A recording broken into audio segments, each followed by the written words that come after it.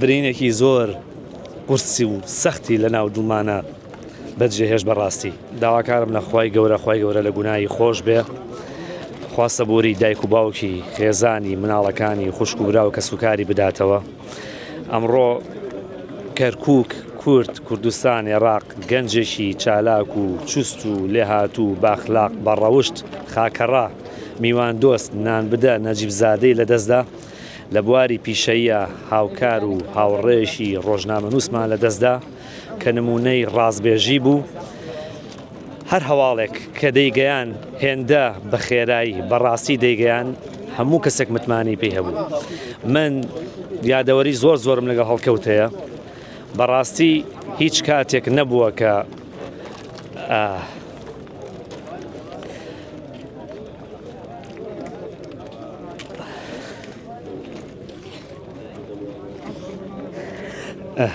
برینێکی زۆر قورسی و سەختی لە ناو دڵمانە بەجێهێش بەڕاستی بە ئاسانی جێگەی پڕ نابێتەوە. هەڵکەوت کڕۆشی هەڵکەوتوو بوو، لە خەمی بژێوی خەڵکا بوو، لە خەمی گیرفانیان نابوو، باڵیۆزی موچە بوو، باڵیۆزی بودجە بوو.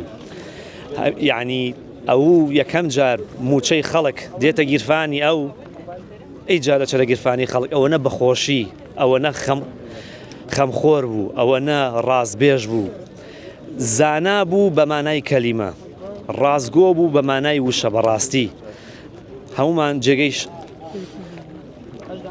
شانازی پێواکەین.